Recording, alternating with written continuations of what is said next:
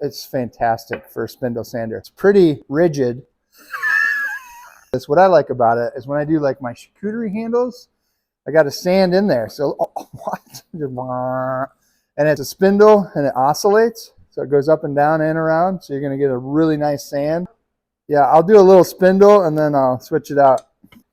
I just put a 4-inch dust port on here, so I hook it up to my dust collector, but I'm back in the corner today. I'm just going to do it right here. You have different size spindles, which is great, 1/2 inch all the way up to 2. So different size holes. But watch how it goes. And it's pretty quiet for a sander. I said it's pretty... No, it is pretty quiet. So see how we've got the oscillating? So as it spins, it's making grooves around the outside. You got to get rid of those. So that's what the up and down motion does.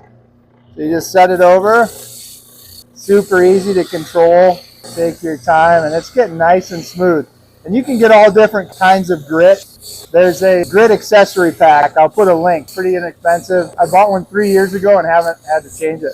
Crazy. So there you go. That's the spindle side.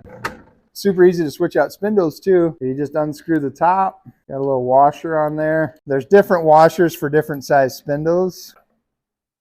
You see, here's your sandpaper roll. Here's the rubber piece like these. This sandpaper roll slides over the rubber tube, goes on the spindle. This washer, which is fit to these tubes, then pushes down on the rubber, and that rubber pushes against the sandpaper and locks it in place. Pretty cool. Engineers, gotta love them. Oh yeah, where am I gonna store that? Take this off, and in the back, this stores here the whole time. How cool is that? And it's really simple. I mean, you got a fat and a skinny. Line it up, and there's a little slot it sticks in. Sometimes you got to move this a little bit to drop it in. Got to go the lock way like that. Slot here for this washer, which is nice. Everything stays on the machine. And then I put this lid back here. These guys. And this is going to go up and down, and you got a belt sander. You can see how it's coming off the drums here a little bit. And this is your tension. So this is how you replace it.